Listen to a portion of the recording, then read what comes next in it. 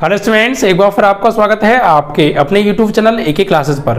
प्यारे बच्चों, इससे लास्ट वीडियो के अंदर हम आपको क्लास 12 का चैप्टर नंबर 11 त्रिविमीय ज्यामिति की एक्सरसाइज 11.2 को कंप्लीट करा चुके थे। आई होप कि वो एक्सरसाइज आपको अच्छे समझ में आ गई होगी।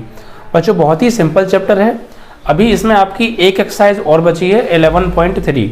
आज बच्चों हम उस एक्सरसाइज के फॉर्मूले और बेसिक कॉन्सेप्ट के बारे में बात करने वाले हैं। तो इस वीडियो को शुरू से लेकर लास्ट तक पूरा देखिएगा, क्योंकि 11.3 इंपॉर्टेंट एक्सरसाइज तो है ही, और इस एक्सरसाइज को अगर आप तभी समझ पाएंगे बहुत अच्छे से जब आप इस एक्सरसाइज का जो मैं आज कॉन्सेप्ट आपको समझाने जा रहा हूँ और फॉर्मूले जो बताऊंगा उनको आप अच्छे से समझ लेंगे, क्योंकि सभी क्वेश्चंस बेस्ड ऑन फार्मूला हैं। तो बेसिकली ज़्यादातर यहाँ फार्मूलों की ही बात करेंगे। ऐसा कि आप जानते हैं बच्चों, समय कम है, जल्दी हमें सिलेबस भी समाप्त करना है, फिर आपका अनशॉर्ट पेपर भी स्टार्ट करना है। तो हम मेनली फॉर्मूले के ऊपर बात करेंगे। तो जैसे जैसे मैं फॉर्मूले बताऊं आपको, लैंग्वेज सहित आप फॉर्मूलों को अच्छे से प्रिपेयर कर लीजिएगा। आई होप अगर आप इतना कर लेंगे तो बिल्कुल भी किसी क्वेश्चन में कोई समस्या मैं आपको नहीं आने दूंगा। सभी क्वेश्चन विद कॉन्सेप्ट आपको अच्छे से क्लियर कराऊंगा। ठीक है बच्चों, तो आइए बात करते हैं फॉर्मूलों की, और वीडियो को ज़्यादा से ज़्यादा शेयर कर दीजिएगा और लाइक कर दीजिएगा। ओके स्टूडेंट्स, चलिए देखिए बच्चों, इसमें हम सीधे फॉर्मूलों पे ही आएंगे डायरेक्ट। देखिए, बात करें अगर फॉर्मूलों की तो इसमें कई फॉर्मूले बनते हैं। बस फॉर्मूलों को जो मैं लैंग्वेज लिखा हूँ वो लैंग्वेज सहित याद कीजिएगा, जैसे कि आप पहचान लें कि क्वेश्चन में कौन सा फॉर्मूला लगने वाला है। ओके बच्चों, देखिए यहाँ पर जो बेसिकली हम बात करेंगे, ये जो एक्सरसाइज जो रिलेटेड है बच्चों, ये एक्सरसाइज रिलेटेड है बच्चों प्लेन से, समतल से संबंधित ये एक्सरसाइज है। यहाँ हम समतल के फॉर्मूला के ऊपर पढ़ेंगे, मतलब समतल के फॉर्मूलों के बारे में पढ़ेंगे कि किन्हीं तीन बिंदुओं से होकर जाने वाले समतल का समीकरण क्या है, कि दो समतलों के प्रतिच्छेद, जब दो समतल प्रतिच्छेद करते हैं तो उनके बीच का कोण क्या होता है, समतल के अंतःखंड रूप रेखा का समीकरण क्या होता है। इन सब फॉर्मूलों के बारे में बच्चों हम पढ़ने वाले हैं। तो आइए बात करते हैं सीधे फॉर्मूलों के बारे में बच्चों। तो फॉर्मूले बहुत इंपॉर्टेंट है ना, लिख लीजिएगा बच्चों फॉर्मूले की कॉपी में। ठीक है, सबसे पहला फॉर्मूला आता है बच्चों समतल का सामान्य समीकरण, जनरल फॉर्मूला ऑफ प्लेन, सामान्य समीकरण। ठीक है बच्चों, तो सामान्य समीकरण क्या होता है बच्चों, ये होता है ax plus by plus cz plus d बराबर 0। बेसिकली बच्चों जो हम यहाँ फॉर्मूले पढ़ेंगे वो दो टाइप के फॉर्मूले पढ़ेंगे। एक तो समतल का सामान्य समीकरण हम पढ़ेंगे कार्तीय फॉर्म में, और एक पढ़ेंगे सदिश फॉर्म में, सदिश रूप में। कार्तीय रूप और सदिश रूप, ज़्यादातर जितने भी फॉर्मूले हैं सभी के हम यहाँ पर दो रूप पढ़ने वाले हैं, एक सदिश रूप और एक कार्तीय रूप। ठीक है बच्चों, तो ये कौन सा रूप है, ये है बच्चों कार्तीय रूप। ठीक है, कार्तीय रूप, कार्तीय रूप है बच्चों ये। ठीक है, समतल के सामान्य समीकरण का कार्तीय रूप क्या है, ax plus by plus cz plus d बराबर 0। ठीक है, जहां abc क्या है बच्चों, abc है समतल के द्विक अनुपात, जहां a, b, c समतल के द्विक अनुपात हैं बच्चों ये। ठीक है, और बच्चों अगर इसी को हमें कार्तीय फॉर्म में चेंज करना पड़े, कार्टेशियन फॉर्म में चेंज करेंगे तो वो कैसे करेंगे, देखिए बच्चों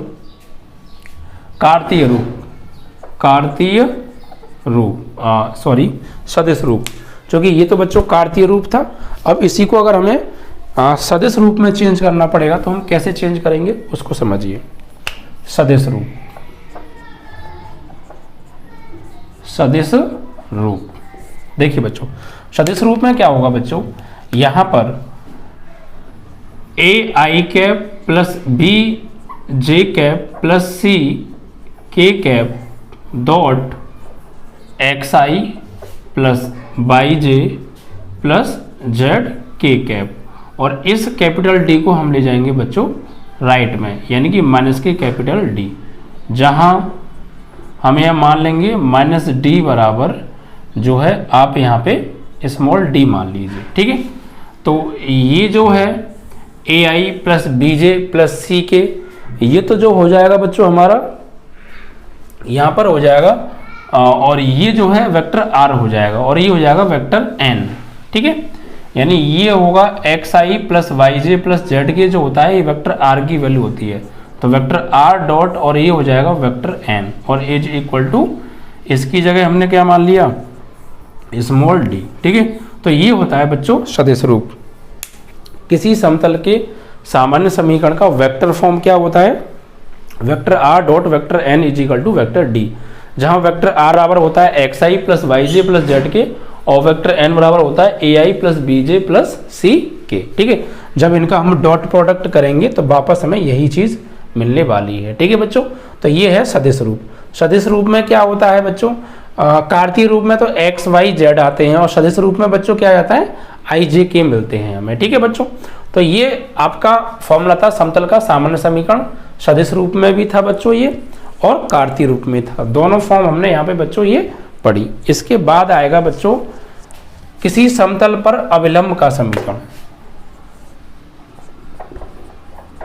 समतल पर अभिलंब समीकरण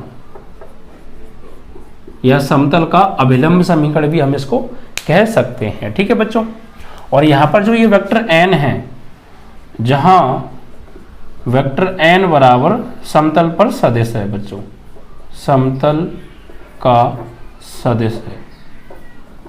ठीक है बच्चों, अब देखिए समतल पर अभिलंब समीकरण क्या होता है, तो किसी समतल के सामान्य समीकरण को अभिलंब रूप में बदलने के लिए हमें क्या करना पड़ेगा, ये जो सामान्य समीकरण था इसमें दोनों ओर अंडरवुड एक्स का गुणांक, वाई का गुणांक और जेड के गुणांक के वर्ग से हमें भाग देना पड़ेगा, यानी अंडरवुड में A square plus B square plus C square से दोनों ओर भाग दे दो, तो हमारा जो है ये अभिलंब रूप बन जाएगा समतल का। ठीक है बच्चों, क्या करेंगे हम इसमें, A X plus B Y plus C Z और प्लस डी बराबर 0 में भाग दे देंगे दोनों ओर अंडरवुड में A square plus B square plus C square से, और इधर भी under root A square plus B square plus C square, इसका भाग इसमें बच्चों अलग देंगे, तो ए अपॉन अंडरवुड में A square plus B square plus C square plus B upon, और यहाँ पे इनटू में एक्स और है, बी अपॉन अंडरवुड में A square plus B square plus C square and Y, और प्लस सी अपॉन अंडरवुड में A square plus B square plus C square Z, और डी में भाग देंगे तो बच्चों ये हो जाएगा डी अपॉन अंडरवुड में A square plus B square plus C square, और बराबर ये तो हो गया प्यारे 0। तो अब इस पार्ट को आप ले जाइए राइट में। ठीक है, तो ये क्या हो जाएगा, जरा कर देखिए यहाँ पे समझिए आप, तो ये ए एक्स अपॉन अंडरवुड में A square plus B square plus C square, B Y upon under root में A square plus B square plus C square, C Z upon under root में A square plus B square plus C square बराबर minus के D upon under root में A square plus B square plus C square. ठीक है, जहां ये चीज क्या है बच्चों, ये चीज हम आपको पहले पढ़ा चुके हैं, ये क्या है, ये होते हैं बच्चों डायरेक्शन कोसाइन, द्विक कोसाइन। क्या होते हैं ये, द्विक कोसाइन, किसी समतल के द्विक कोसाइन, जिसको हम एल एम एन से भी लिखते हैं, मैंने आपको लास्ट चैप्टर में बताया भी होगा। ठीक है, तो ये सब क्या है बच्चों, ए या A1 बोल दो, या A upon A square plus B square plus C square. ठीक है, आप चाहे तो इनको A1 भी कर सकते हैं, यहाँ पे A1 B1 C1। तो ये होते थे बच्चों क्या, ये होते थे द्विक कोसाइन। ठीक है बच्चों, तो इनकी जगह हम क्या लगा सकते हैं, LX plus MY plus NZ, और इसको हम मान लेंगे यहाँ पे माना माइनस डी अपॉन अंडरवुड में A square plus B square plus C square बराबर मान लो आप P मान लो। ठीक है, क्या P, तो यहाँ पे आ जाएगा P। तो ये जो निकल के आया है बच्चों, ये जो समीकरण है, ये है हमारे किसी समतल पर अभिलंब समीकरण या किसी समतल का अभिलंब समीकरण है, जहाँ एल एम एन क्या है, जहाँ L, M, N समतल के द्विक कोसाइन है, द्विक कोज्या भी बोल सकते हैं। ठीक है बच्चों, द्विक कोसाइन या द्विक कोज्या है बच्चों। ठीक है, तो ये है समतल का, जो है किसी समतल का अभिलंब समीकरण, और ये कौन सा फॉर्म है, ये है बच्चों कार्तीय रूप। कौन सा रूप है ये बच्चों, इसे हम बोलते हैं कार्तीय रूप। कार्तीय रूप। अगर इसी की बात करें कि सदिश रूप यानी वेक्टर फॉर्म क्या होगा, सदिश रूप, इसी का सदिश रूप। तो बच्चों ये हो जाएगा L I cap Y J cap Z K cap dot, यहाँ पर X I cap Y J cap Z K cap बराबर पी, जहाँ ये किसकी वैल्यू होती है, एक्स आई प्लस वाई जे प्लस जेड के, ये होती है वेक्टर आर की, किसकी, वेक्टर आर की। एंड डॉट ये यहाँ पर जो हो जाएगा, ये हो जाएगा एन कैप और बराबर पी, एन कैप बराबर पी, जहाँ ये एन कैप क्या है, समतल पर अभिलंब इकाई सदिश, समतल पर अभिलंब इकाई सदिश, समतल पर अभिलंब इकाई सदिश है बच्चों। एन कैप क्या है, किसी समतल पर अभिलंब इकाई सदिश, तो इसको हम बोलते हैं बच्चों सदिश रूप, जहां वेक्टर आर बराबर ये और एन कैप बराबर ये। एन कैप क्या है, समतल पर अभिलंब इकाई सदिश है। ठीक है बच्चों, तो ये था किसी समतल पर अभिलंब समीकरण का कार्तीय रूप और ये बच्चों सदिश रूप। इन फॉर्मूलों को आप बहुत अच्छे से प्रिपेयर कर लीजिएगा। हाँ, एक बात जरूर बता रहा हूँ मैं, आप इनको लैंग्वेज सहित बच्चों आप जरूर याद कीजिएगा, क्योंकि आप कंफ्यूज बहुत ज़्यादा होंगे जब सवाल करेंगे, क्योंकि आपको क्लियर नहीं है कि कौन सा फॉर्मूला कहाँ लगने वाला है। तो सबसे मेन है बच्चों कि आप इनको लैंग्वेज सहित याद करें, आप इनकी लैंग्वेज आपको याद होना बेहद ज़रूरी है। ठीक है बच्चों, चलिए तो ये सवाल, ये फॉर्मूला आपका कंप्लीट हुए, दोनों की फॉर्म मैंने बताई आपको, कार्तीय रूप भी और सदिश रूप भी। आप इन्हें अच्छे से प्रिपेयर जरूर कर लीजिएगा, क्योंकि आप अगली एक्सरसाइज जो है तभी बच्चों समझ पाएंगे। ठीक है बच्चों, चलिए आगे बढ़ते हैं बच्चों अगले फॉर्मूले की ओर। तो फॉर्मूलों को बच्चों लैंग्वेज सहित और समझ के याद कीजिएगा, क्योंकि ये फॉर्मूले हल्के से प्रॉब्लम देने वाले हैं और इसमें घबराने की बात नहीं है। आप ही को नहीं, सभी को थोड़ा बहुत नॉर्मल सी दिक्कत इसमें आती है, तो आप लोग अच्छे से समझ के याद करेंगे। जितना समझ के याद करेंगे उतनी आपको प्रॉब्लम यहाँ पे कम आने वाली है। ठीक है बच्चों, चलिए अब यहाँ पर बच्चों अगला जो फॉर्मूला आएगा वो आएगा बच्चों 3 असंरेखीय बिंदुओं से होकर जाने वाले समतल का समीकरण। ठीक है, तीसरा फॉर्मूला, 3 असंरेखीय बिंदु, मान लीजिए पहला बिंदु है ए x1, y1, z1 व बी है x2, y2, z2 व सी x3, y3, z3 से होकर, 3 असंरेखीय बिंदुओं से होकर जाने वाले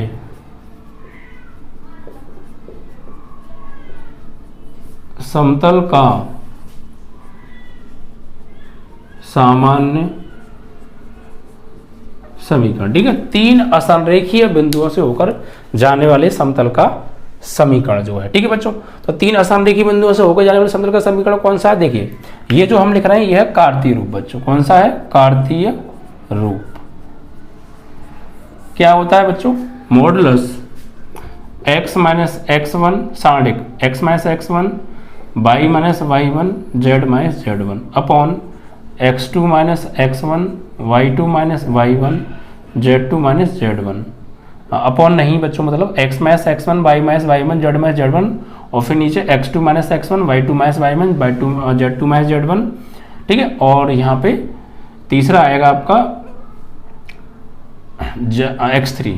ठीक है, क्या x3 minus x1 y3 minus y1 और z3 माइनस z1 और बराबर 0। ठीक है बच्चों, ये किसी समतल का 3 असंरेखीय बिंदुओं से होकर जाने वाले समतल का समीकरण क्या होता है, सारणिक में x minus x1 y minus y1 z minus z1 फिर x2 minus x1 y2 minus y1 z2 minus z1 x3 minus x1 y3 minus y1 z3 minus y1 बराबर 0। अगर 3 बिंदु दे रखे हैं, अगर इसकी ये सारणिक वैल्यू 0 आ गई तो इसकी सारणिक वैल्यू बराबर हम 0 लेके चलेंगे और यहाँ से होकर के जो समीकरण मिलेगा वो समतल का जो है 3 बिंदुओं से होकर जाने वाला समीकरण होगा, वो भी कौन सी फॉर्म, कार्तीय फॉर्म, कार्टीजन फॉर्म होगी बच्चों। और इसी का अगर हम सदिश रूप लिखें, सदिश रूप, तो सदिश रूप में क्या होगा बच्चों, यहाँ पर देखिए वेक्टर r बराबर तो हो जाएगा ये एक्स वाई जेड, यानी X I cap by J cap Z K cap, और वेक्टर a बराबर हो जाएगा X one I cap by one J cap Z one K cap. Vector b बराबर हो जाएगा X two I cap by two J cap Z two K cap, और vector c बराबर हो जाएगा X three I cap Y three J cap Z three K cap. ठीक है, यानी ये जो बिंदु हैं इनसे vector a vector b vector c और जो x y z हैं इनसे क्या बन गया वेक्टर r। तो यहाँ से सदिश रूप क्या होगा, सदिश रूप होगा बच्चों vector r minus vector a dot vector r minus vector a, और यहाँ पे vector b minus vector a। देखिए r क्यों, x y और z में से x1 y1 z1 यानी कि वेक्टर a घट रहा है, तो vector r minus vector a, फिर डॉट यहाँ पे देखिए x2 y2 z2 में से x1 y1 z1 घट रहा है, मतलब कि वेक्टर b में से वेक्टर a घट रहा है, तो vector b minus vector a, और क्रॉस यानी सदिश गुणा यहाँ पर x3 y3 z3 में से x1 y1 z1 घट रहा है, मतलब वेक्टर c में से वेक्टर a घट रहा है, तो vector c minus vector a। ठीक है, ये और बराबर 0। ये है बच्चों कौन सा रूप, सदिश रूप है। ठीक है, ये तीन असमरेखीय बिंदुओं से होकर जाने वाले समतल का समीकरण का कार्तीय रूप है, और ये जो है सदिश रूप है। ठीक है बच्चों, अब देखिए अगला फॉर्मूला क्या आता है, फॉर्मूला नंबर 4। फॉर्मूला नंबर 4 है बच्चों किसी समतल द्वारा x एक्सिस y एक्सिस और z एक्सिस पर काटे गए बिंदु अगर हमारे पास हैं, समतल द्वारा x अक्ष y अक्ष z अक्ष पर काटे बिंदु, या कह सकते हैं हम अगर हमें बिंदु दे रखे हैं जैसे कि एक्स अक्ष पर काटेगा अंतखंड क्या होगा a, 0, 0, y पे 0, b, 0 और z पे 0, 0, c। तो समतल का अंतखंड रूप समीकरण। ठीक है भाई, यानी अगर किसी समतल द्वारा x एक्सिस y एक्सिस और z एक्सिस पर 3D में काटे गए जो बिंदु हैं या काटे गए अंतखंड है वो a, 0, 0 x एक्सिस पर, 0, b, 0 y एक्सिस पर, 0, 0, c z एक्सिस पर, तो समतल का अंतखंड रूप रेखा का समीकरण। ये लाने याद रखना, समतल का अंतखंड रूप रेखा का समीकरण। बच्चों ये क्या होता है, देखिए ये होता है x अपॉन a, x अक्ष पर काटे गए अंतखंड की माप समतल द्वारा a, फिर y अपॉन y समतल द्वारा y एक्सिस पर काटे गए अंतखंड की माप b, z अपॉन c क्या है समतल द्वारा z एक्सिस पर काटे गए अंतखंड की माप बराबर 0। ठीक है बच्चों, ये है आपको। ठीक है, इस फॉर्मूले को आप जरूर याद कर लीजिएगा। तो इतने फॉर्मूले आप याद कीजिएगा, उसके बाद कुछ और फॉर्मूले बनते हैं बच्चों। ठीक है, तो ये तीसरा फॉर्मूला तीन समरेखीय बिंदुओं से हो गया समतल का समीकरण आपको क्लियर, सदिश रूप कार्तीय रूप। ये समतल द्वारा x एक्सिस y एक्सिस पर काटे गए अंतखंड दे रखे हों तो समतल का अंतखंड रूप रेखा का समीकरण क्या होगा वो आपका हमने लिखा दिया। तो इन फॉर्मूलों को आपको समझ के याद करना है, एक जगह नोट करके थोड़ा रीड करेंगे आप समझते हुए, तो फिर आपको वाकई में कोई भी समस्या किसी फॉर्मूले में नहीं आएगी। और अगर आप रट्टा मारेंगे बच्चों तो दिक्कत आएगी। समझ के आप जितना याद करेंगे उतना ही आपके लिए बेहतर होगा। ठीक है बच्चों, अब देखिए बच्चों अगला फॉर्मूला क्या होता है, अगला फॉर्मूला क्या है देखिए नेक्स्ट। दो रेखाएं बच्चों, दो रेखाएं x minus x1 upon a1 बराबर y minus y1 upon b1 बराबर z minus z1 upon c1 व x minus x2 upon a2 बराबर y minus y2 upon b2 बराबर z माइनस z2 अपॉन जो है C2 सहतली हों बच्चों, कैसी हों? सहतली हों,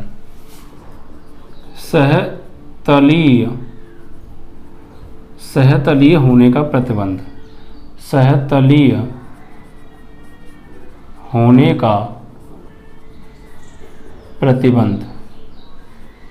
ये क्या होता है बच्चों? यानी अगर दो लाइन हमें दे रखी हैं x minus x1 upon a1 इस टाइप की और ये सहतली हैं, तो इसकी कंडीशन क्या होगी बच्चों? कार्तीय रूप की क्या होगी बच्चों? x2 minus x1, x2 minus x1, y2 minus y1, y2 minus y1 और z2 minus z1 upon a1 b1 c1 और a2 b2 c2 बराबर 0। ठीक है बच्चों, अगर दो रेखाएं ये हैं हमारी और इनके सहतली होने का अगर हमसे प्रतिबंध पूछ रहा है तो क्या होगा? रेखाएं किस टाइप की होनी चाहिए ये ध्यान रखिएगा आप, ठीक है जरूर। अब देखिए बच्चों, इसके बाद सदिश रूप क्या होगा? सदिश रूप की कंडीशन क्या होगी इसमें? यदि यहाँ पर सदिश रूप में रेखाएं कैसे दे रखी होंगी? सदिश रूप में रेखाएं ऐसी होंगी, vector r is equal to vector a plus lambda vector b1, vector r is equal to a1 plus lambda vector b1 और vector r is equal to vector a2 plus lambda vector b2। ठीक है, इस type की हमें दे रखी होंगी। तो ये होगा बच्चों vector a2 minus vector a1 dot vector b1 cross vector b2 बराबर 0। ठीक है बच्चों, ये कौन सा रूप है बच्चों? ये है सदिश रूप। कौन सा रूप है बच्चों? ये है आपका सदिश रूप। कब? जब दो रेखाएं कैसी हों बच्चों? सहतली हों। ठीक है बच्चों, a2 minus a1 dot b1 cross b2 बराबर 0। ठीक है बच्चों, चलिए इसके बाद जो अगला है बच्चों, अगर हमें बच्चों दो रेखाएं दे रखी हों, दो समतल या फिर दो समतल दे रखे हों, रेखा नहीं दो समतल दे रखे हों, तो दो समतलों के बीच का कोण कैसे निकालेंगे बच्चों? ठीक है, मान लीजिए कि हमें दो समतल जो दे रखे हैं कुछ इस प्रकार के बच्चों हमें दे रखे हैं। कैसे? अगला जो फॉर्मूला आएगा बच्चों, ये आएगा दो समतलों के बीच का कोण, यानी कि दो समतल vector r dot n1 is equal to d1 व vector r dot vector n2 is equal to d2 के बीच का कोण। ठीक है, दो समतलों के बीच का कोण, अगर दोनों समतल इस टाइप के हैं तो बच्चों ये होता है cos theta is equal to मापांक vector n1 dot vector n2 vector n1 dot vector n2 upon vector n1 का मापांक वेक्टर n2 का मापांक। ठीक है बच्चों, यानी कि cos थीटा बराबर vector n1 dot vector n2 upon n1 का मापांक n2 का मापांक। n1 n2 कहाँ से आएंगे बच्चों? यहाँ से आने वाले हैं कंपेयर करके। ठीक है बच्चों, और ये तो है बच्चों। अब अगर हमें ये समीकरण जो दे रखे हैं ये दे रखे हैं बच्चों सदिश रूप में, अगर ये हमें कार्तीय रूप में दे रखे हों, कार्तीय रूप में हमें दे रखे हैं, अगर ये हमें सदिश रूप में दे रखे हों, यानी कुछ इस तरीके से कि a1 i cap b1 j cap, यहाँ पे ये समतल हैं, समतल अगर हमें सदिश रूप में दे रखे हों, a1 i cap b1 j cap c1 k cap. ठीक है, वह a2 i cap plus a2 i cap b2 j cap और c3 k कैप बराबर 0। तो बीच का कोण क्या होगा? तो इसका फॉर्मूला होगा बच्चों cos थीटा बराबर मापांक a1 a2 plus b1 b2 plus c1 c2 upon under root में a1 square a2 square a3 square. ठीक है, नहीं a1 स्क्वायर b1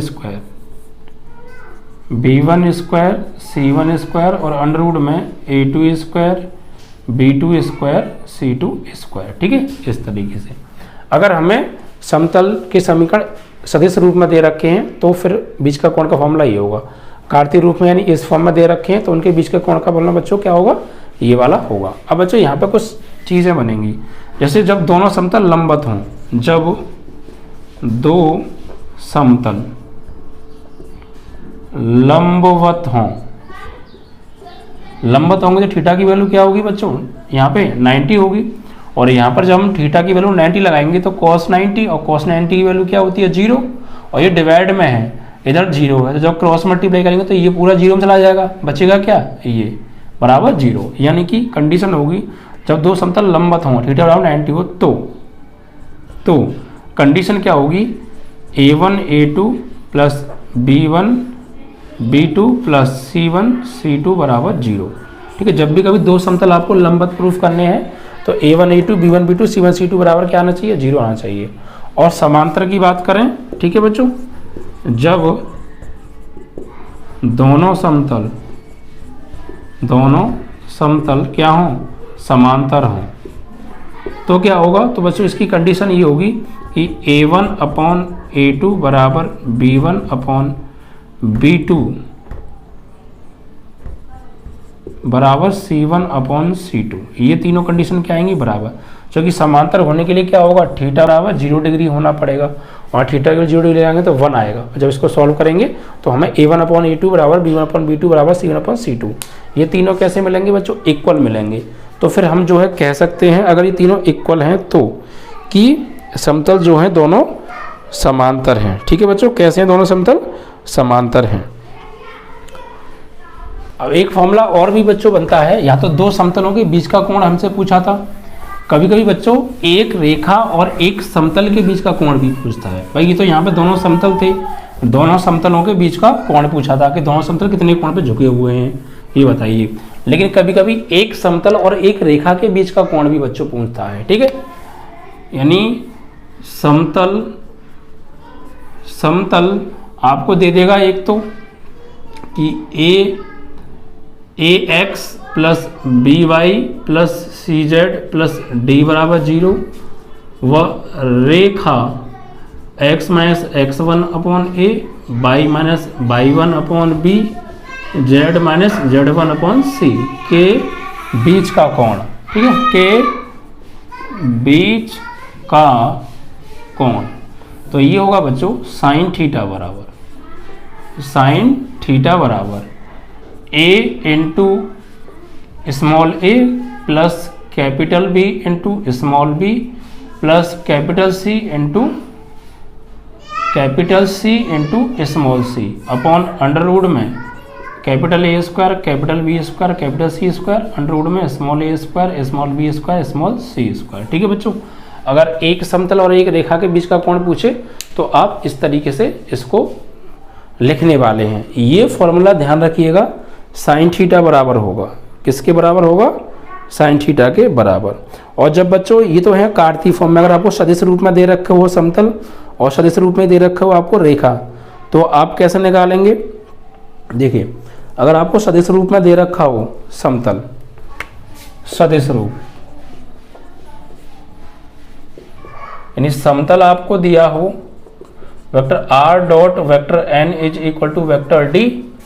ठीक है, vector r dot vector n is equal to d, व रेखा आपको दे रखी हो vector r is equal to vector n plus lambda vector capital N। ठीक है, तो इसके बीच का कोण कैसे निकालेंगे, साइन थीटा बराबर यहाँ पे vector n dot capital N upon vector small n का मापांक कैपिटल N का मापांक। ठीक है बच्चों, ये फॉर्मूला होगा। यानी आपको समतल दे रखा है, कैसा समतल आपको ही सदिश रूप में दे रखे होंगे, ऊपर किस में है, कार्तीय रूप में है, सदिश रूप में दे रखे हैं vector r dot vector n is equal to d, और रेखा दे रखी है vector r is equal to vector n plus lambda capital N। तो इनके बीच का कोण का फॉर्मूला क्या होगा, यही वाला होगा, small n into capital N dot product और उनके मापांकों का गुणनफल, इसमें मॉडुलस में। ठीक है बच्चों, अब एक समतल दे रखा हो और एक बिंदु दे रखा हो, उसके बीच का कोण का फॉर्मूला पूछे तो क्या आप लगाने वाले हैं बच्चों,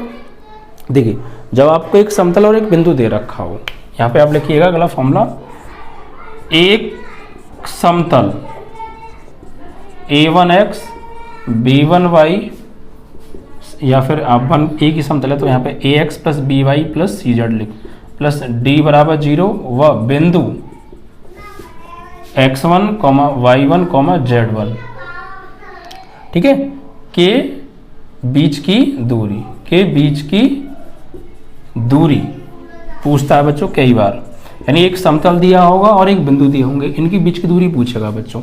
तो ये फॉर्मूला होगा d बराबर ax1 by1 cz1 upon under root में a square plus B square plus C square मात्रक, ठीक है बच्चों, ये फॉर्मूला होगा। तो ये फॉर्मूले थे बच्चों इंपॉर्टेंट एक्सरसाइज के, अगर आप इनको अच्छे से प्रिपेयर कर लेंगे तो फिर आपको कोई समस्या नहीं जाएगी, ठीक है बच्चों।